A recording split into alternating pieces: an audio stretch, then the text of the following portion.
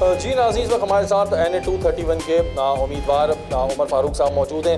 عمر بھائی، اس وقت کیا کیسی کیمپین جاری ہے آپ کی؟ کیا رسپانس دیکھ رہے ہیں آپ عوام کا ترازو کے لیے؟ بس ہم مستقل کمپین چلا رہے ہیں۔ جماعت اسلامی مستقل ویسے بھی فیلڈ کے اندر موجود ہے، اور جو حالات انہوں نے بنا دیے ہیں پورے شہر کے بھی اور پورے ملک کے بھی، تو ہر فرد جو ہے پریشان ہے۔ جس کے پاس جا رہے ہیں اس کے پاس تو کوئی چیز موجود ہی نہیں ہے۔ آپ یہاں پر بھی آئے ہوئے ہیں تو یہاں بھی بجلی موجود نہیں ہے، نہ گیس آ رہی ہے، بڑے بڑے بل آ رہے ہیں، نہ پانی لوگوں کو مل رہا ہے، نہ پڑھائی کا تعلیم کا کوئی انتظام ہے۔ تو جو ہمارے معاشرے کے سبھی لوگ ہیں اور ہماری NA کے اندر بھی جہاں پہ جو لوگ موجود ہیں وہ بیچارے بڑی مشکل کے اندر زندگی جو ہے وہ گزار رہے ہیں، اور یہ ایک ٹولہ ہے جس نے سب کو لوگوں کو جو ہے مجبور بنایا ہوا ہے، محکوم بنایا ہوا ہے۔ ان سے سارے وسائل جو ہے وہ لے لیے ہیں اور لوگ بڑی مجبوری کے اندر اپنی زندگی گزار رہے ہیں۔ اچھا، آپ جو پبلک کے پاس جا رہے ہیں، جو آپ کی میٹنگز ہو رہی ہیں، تو آپ ترازو کے لیے کیا رسپانس دیکھ رہے ہیں NA-231 کی عوام؟ اور میرا خیال میں تو لوگ جو ہے وہ اپنا مسیح بھی ترازو کو سمجھ رہے ہیں اور نجات دہندہ بھی ترازو کو سمجھ رہے ہیں۔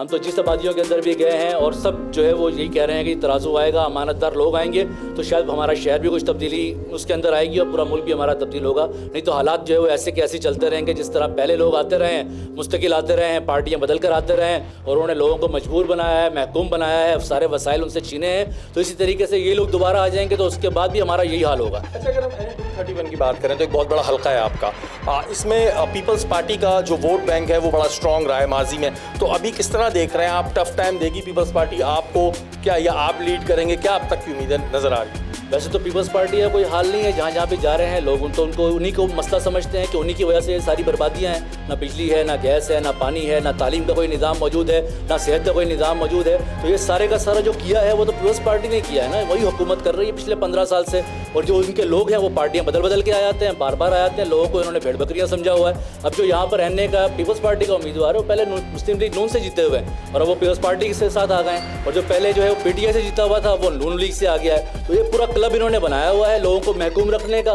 اور جب مستقل پارٹیاں بدل بدل کے آتے ہیں اور ہماری مجبوریوں کے ساتھ کھیلتے ہیں، تو اس لیے یہاں کی عوام نے فیصلہ کیا ہے کہ جو لوگ پارٹیاں بدل کر آتے ہیں، جنہوں نے ہمارے ووٹ کو بیچا ہے، جنہوں نے مستقل ہمارے اوپر ظلم کیا ہے پچھلے 70 سالوں کے اندر، انشاءاللہ ترازو آئے گا تو اس سے نجات بھی ملے گی، ہمارے بنیادی مسائل جو وہ حل ہوں گے اور لوگوں کا پیسہ لوگوں کے اوپر خرچ ہوگا۔ ابھی تو جو لوگوں کا پیسہ ہے وہ یہ سب کھا جاتے ہیں۔ ان کے جو کونسلر ہیں، ان کے جو چیئرمین وائس چیئرمین ہیں UC کے بن گئے ہیں، ان کی اپنی بلڈنگیں کھڑی ہو گئی ہیں اور عوام جو ہے پانی کو ترس رہے ہیں۔ تو جماعت اسلامی کے لوگ جب بھی آئے ہیں، اس سے پہلے بھی آئے ہیں، انہوں نے لوگوں کا مسئلے حل بھی کیے ہیں، اپنی چیزیں نہیں بنائی ہیں بلکہ لوگوں کے اوپر خرچ کیا ہے۔ انشاءاللہ جماعت اسلامی دوبارہ بھی آئے گی تو امانت کے ساتھ، دیانت کے ساتھ، لوگوں کے وسائل لوگوں تک انشاءاللہ پہنچائے گی۔ اچھا عمر بھائی، ایک چیز جو اکثر عوام کہتی ہے، اب یہ ہم ظاہر ابھی ہم جماعت اسلامی کو نہیں کہہ سکتے یہ بات، لیکن اور پارٹیز کے بارے میں بھی یہ بات کہی جاتی ہے کہ جو پولیٹیشین کے وعدے ہوتے ہیں، جو سیاستدان کے وعدے ہوتے ہیں، وہ کبھی وفا نہیں ہوتے۔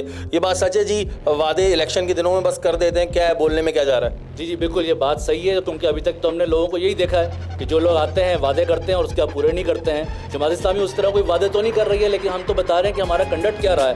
ہمارے پاس جب بھی حکومت آئی ہے تو ہم نے سرو کیا ہے، لوگوں کو ڈیلیور کیا ہے۔ یہاں پہ آپ کھڑے ہوئے بٹائی آباد کے اندر ان لوگوں کو بھی مالکانہ حقوق لیز جو ہے وہ جماعت اسلامی کی گورنمنٹ نے دی ہے، اور یہ سب لوگوں کو جو ہے وہ اس طرح محکوم بنا کے رکھتے ہیں کہ ان کو لیز نہیں دیتے ہیں۔ یہاں پر بھی کئی آبادیاں ہیں جن سے یہ مستقل ووٹ لیتے ہیں اور ابھی تک وہ گوٹ ہیں، ان کو یہ لیز ہی نہیں دیتے، ان کو مالکانہ حقوق ہی نہیں دیتے ہیں، نہ وہ پانی مل سکتا ہے ان کو، نہ بجلی مل سکتی ہے، کیونکہ ان کو مالکانہ حقوق دیں گے تو ان کی غلامی سے وہ لوگ نکل جائیں گے۔ اس لیے کراچی شہر کے اندر بھی لوگوں کو انہوں نے محکوم بنا کے رکھا ہوا ہے۔ جماعت اسلامی نے پہلے بھی جو وعدے کیے ہیں وہ پورے کیے ہیں، اور جو ہم وعدے نہیں بھی کرتے وہ بھی اگر ہمارے حصے میں آتے ہیں تو ہم وہ پورے کرتے ہیں، اور حکومت کے بغیر بھی ہم نے بہت سارے کام کر کے دکھائے ہیں۔ تعلیم کے بارے میں ہم کہتے ہیں کہ لوگوں نے اجاڑ کے رکھ دی ہے۔ ہماری NA کے اندر 250 اسکول ہیں، ان میں سے 150 اسکول بند پڑے ہوئے ہیں، اور جو 150 اسکول بند پڑے ہوئے ہیں ان کے ٹیچرز کی تنخواہیں بھی جاتی ہیں، اس کے روز کے خرچے بھی جاتے ہیں، ان کے بجلی کے میٹر لگے ہوئے ہیں، وہاں سے بل بھی جاتا ہے، اور وہ انہوں نے پیسہ گیری کا ایسا نظام بنایا ہوا ہے کہ اس سے وہ بجلی بیچتے ہیں اور ان کے لوگ جو ہے وہ بجلی اس طریقے سے کرپشن کے ذریعے جو کرتے ہیں۔ اس علاقے میں آپ موجود ہیں، یہاں کی پانی چوری کرتے ہیں اور لوگوں کو پانی دیتے ہیں۔ ہمارے عوام کا یہ حال ہے کہ وہ ان لوگوں کو واٹر بورڈ کا بھی بل ادا کرتے ہیں، اس کے بعد جو ہے وہ یہاں پہ جو پیسہ گیری کا انہوں نے نظام بنایا ہوا ہے اس کو بھی پیسے دیتے ہیں، اس کے پھر ٹینکر خرید کے لے کر آتے ہیں۔ 8 فروری بڑا ایک اہم دن ہوتا ہے، بہت سے لوگ اتنے ناراض ہو چکے ہیں، وہ کہتے ہیں ہم ووٹ نہیں ڈالیں گے۔ ووٹ کی اہمیت کے حوالے سے بھی کیا پیغام دینا چاہتے ہیں؟ بس یہ میرا پیغام ہے کراچی کے لوگوں کو بھی اور پورے پاکستان کے لوگوں کو بھی کہ یہ لوگ چاہتے ہیں کہ ہم ڈیوائڈ رہیں، اچھے لوگ نکلیں نہیں، ووٹ ہی نہ ڈالیں اور یہ ٹھپے لگائیں اور یہ دوبارہ جیت کے ہمارے سروں پہ سوار ہو جائیں۔ انشاءاللہ اس دفعہ پاکستان کی قوم نے بھی، کراچی کے عوام نے بھی یہ فیصلہ کیا ہے کہ وہ نکلیں گے بھی، ایک ساتھ متحد ہو کے ان کا مقابلہ کریں گے، ترازو کے اوپر ووٹ لگائیں گے، ان کی دھاندلی کو بھی انشاءاللہ شکست دیں گے۔